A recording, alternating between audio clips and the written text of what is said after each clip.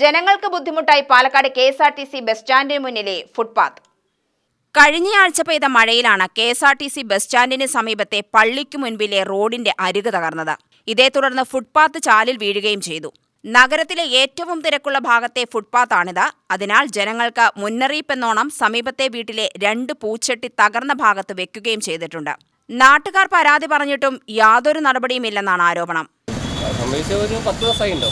നല്ല മഴ കഴിഞ്ഞ് വരുമ്പോഴത്തേക്ക് റോഡ് ആകെ താറുമാറായി, സ്ലാബൊക്കെ ഇളകി കഴിഞ്ഞു. ഒരാൾക്ക് നടക്കാൻ പറ്റാത്ത അവസ്ഥയും റോഡ് കൂടെ നടക്കേണ്ട അവസ്ഥ. പക്ഷേ ഈ സമയത്തും വളരെ തിരക്കുള്ള സ്ഥലമാണ്.